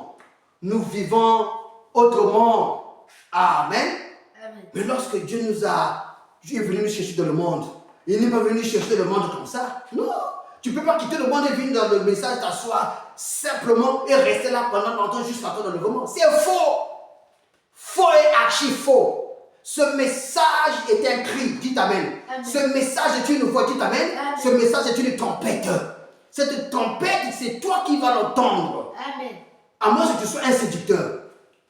Mais ce message est une trompette. Amen. Quand cette trompette tombe en toi, il doit tomber dans ton cœur. Parce qu'il te scellera jusqu'au jour de la rédemption. Dites Amen. Amen. Oui. Va me chercher un bon genre de femme pour mon fils Isaac. Quand Abraham a parlé, il a parlé. C'est le prophète qui a parlé. Et les ailes ne devaient qu'accomplir la voix du prophète. La voix de Malachie 4. La voix en ce dernier jour a libéré les responsabilités de Dieu. Alors l'Église entre dans ses responsabilités et Dieu te bénira. En tant qu'Église, Amen. Amen. Tu sais ce qu'il faut faire. Amen. Tu dois rester soumis à Dieu. Amen. Tu dois aimer Dieu de tout ton cœur, de toute ton âme. Amen. Amen. Tu dois vivre ce que l'on t'enseigne. Amen. Amen. Je l'ai dit que la visitation de Dieu a libéré un enfant à Sarah qui avait 90 ans. Alors qu'elle a eu un enfant. Et toi, à peine là, tu n'as même pas 40 ans. Tu pleures d'un enfant. Tu pleures d'un enfant. Tu pleures d'un enfant, tu ne l'as pas. Mais tu donnes le message. Sarah a accouché, donc toi aussi tu accoucheras. Vis pleinement ses responsabilités. Amen. Amen. Vis simplement la parole. Amen. Garde l'humilité. Amen. Amen. Sois soumise. Amen. Amen. Sois doux et aimable. Amen. Amen. Amen. Et vis la fraternité avec des frères. Reste dans la communion. Amen. Amen. Marche avec les élus de Dieu. Amen. Amen. Amen. Sois un bon chrétien. Amen. Amen. Vis la parole. Amen. Amen. Et tu verras que Dieu se manifestera à toi. Amen. Amen. Élisée arrive. Même pour amener cette épouse-là, il a dû s'attendre à Dieu. C'est ça ce que l'Église doit faire. L'Église doit prier pour les autres. Prions les uns pour les autres. Prions les uns avec les autres. Pour que la volonté de Dieu soit manifestée, Élisée a prié. Et l'Église a cette responsabilité de prier pour les autres. Élisée, oui, il fallait prier pour les autres. Amen. Et quand il a prié, demandant à Dieu de manifester sa volonté pour le choix qu'il devait faire. Amen. Au temps du soir. Alléluia. Nous avons vu qui? Rebecca venir avec des chameaux. Pourquoi? Pour donner de l'eau aux chameaux. Mais que devrait-il dire? Seigneur, pour ce qui est du choix, Amen, celle qui viendra avec des chameaux, Amen, celle qui viendra pour puiser de l'eau, pour ses bêtes, ceux qui viendront puiser de l'eau, qu'ils puissent, à qui je demanderai de l'eau, qu'ils puissent nourrir, qu'ils puissent donner de l'eau à moi, et qu'elle nourrisse aussi à mes chameaux. Et vous savez qu'Abraham était riche. Donc Élisée n'avait pas seulement 2 chameaux, 3 chameaux. Et il devrait donner de l'eau à tous ces chameaux-là qui avaient parcouru le désert. Vous savez, le chameau boit beaucoup d'eau.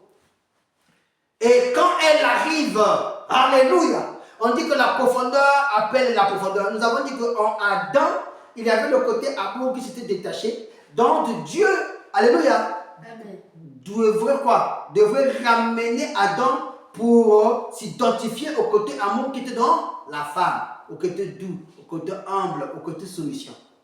Lorsqu'il s'est approché de qui? De Rebecca, la prière qu'il avait faite est allée toucher le cœur de Rebecca.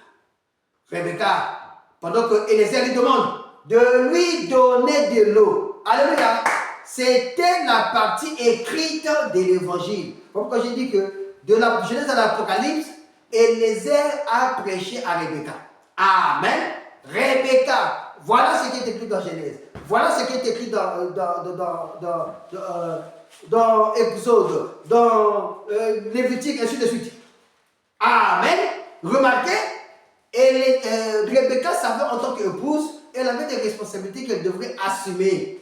Mais il y avait des responsabilités non écrites que Eliezer ne lui avait pas décrites, que Eliezer ne lui avait pas dites. Il avait seulement dit entre lui et son père, entre lui et Dieu. Il avait dit que celle à qui je demanderai de l'eau. Et qui donnera également de l'eau au chameau, c'est celle-là alors l'épouse de Jésus. Donc Eliezer attendait les signes. Amen. Oui, nous sommes dans l'âge de la manifestation du signe. Et le véritable signe, c'est le sceau de la rédemption. Le sceau du Saint-Esprit dans un homme. Et Eliezer a attendu. Il a sorti la première partie de la Bible. Il a décrit de la Genèse à l'Apocalypse. Rebecca a dit Amen. Mais remarquez, la partie de la révélation, c'est celle-là que Rebecca va se connecter. Quand elle a dit, je donnerai, je dis Amen à tout ce que tu as dit, et aussi, je vais donner de l'eau à tous ces chameaux. Et Eliezer a levé la main au ciel et a dit, gloire à Dieu. Il a dit, Alléluia. Il a dit, merci Seigneur. Là où était Rebecca était dans toutes ses pompes. Mais il ne savait pas que à cet instant-là, Eliezer venait de recevoir la révélation droite de Dieu. Dites Amen. C'est comme Jean. Alléluia. La Bible nous dit que dans Jean chapitre 1, quand il se retournait, alors que vit-il au milieu du chandelier? Il vit un agneau comme immolé. Il ne comprenait pas. Amen. Mais Dieu devait lui révéler, alléluia, que c'était ses sujets rachetés. Alléluia. En qui le nom était écrit dans le livre de vie de l'agneau. Et quand il vit ça, alléluia, il cria gloire à Dieu. Alléluia. Il cria merci Seigneur. Nos responsabilités, c'est à travers notre Abraham. Restez avec Abraham, le temps s'en est parti. Et je crois parce que nous sommes avec Abraham, Dieu ne manquera pas de nous bénir. Amen. Dieu ne manquera pas de vous bénir. Restez avec Abraham. Abraham, Dieu lui a confié les responsabilités. Ces responsabilités a couvert qui? Sarah. Amen. Qui devrait être tuée du fait qu'il avait renié Jésus. Amen. Du fait qu'il avait renié Melchisédek. Mais regardez, parce qu'Abraham était le prophète de Dieu. Parce qu'Abraham était le pasteur de Sarah. Sarah a été protégée. Amen. Amen. Amen. Amen. Et si Abraham a protégé Sarah, oh, la Sarah de cet âge, peu importe ce que tu as fait, alléluia, oui, Abraham est capable de faire expiation pour tes péchés. Amen. Et te conduire pour pouvoir honorer aux responsabilités que Dieu t'a confiées. Première responsabilité, nous avons dit quoi? Vivre la parole. Vivre simplement la parole. Qui veut vivre la parole? Qui veut prier pour les autres? Oui. Qui veut choisir un pasteur? Qui veut choisir une église? Qui veut vivre, alléluia, la parole de Dieu, tout ce que Jésus-Christ dit, tout ce qui a été écrit au-delà du livre? Qui peut chercher la volonté de Dieu dans sa vie? De savoir que je ne suis pas venu sur la terre pour simplement traverser cette terre, mourir et aller t'enterrer. Non, parce que quand à la résurrection, Dieu te dira, où est le don que je t'avais confié? Le don, j'avais enfoui ça sur la terre. Dieu te dira, prenez-le, donnez-le à celui qui en a plus. Et lui, jetez-le dans le GM de l'enfer. Le don, Dieu nous a confié tous des dons. Dieu attend que nous tous, nous puissions être à son service. Alors, je crois qu'à travers ces responsabilités, Dieu fera quelque chose. L'épouse, aujourd'hui, vit de ses responsabilités de Dieu. Amen. Amen. Oui. Partout où il va, il fait quoi? Partout où il va, il fait quoi? Il prend soin. Il prend soin parce que Dieu a pris soin de lui. Amen. Croyez-vous cela? Amen. Croyez-vous cela? Amen. Croyez-vous cela? Amen. Oui. Donc poussez à bout. Amen. prêché le 1er septembre 1963. Il dit, Eliezer était poussé à bout. Paragraphe 83, il était poussé à bout. On lui avait confié la responsabilité de chercher une épouse pour Isaac. Eliezer de Damas était un grand homme. Il avait trouvé faveur auprès d'Abraham. Et celui-ci lui avait confié cette mission, cette responsabilité d'aller chercher une épouse, un bon genre de femme pour son fils Isaac, au travers de ce que le Christ devrait naître. Amen.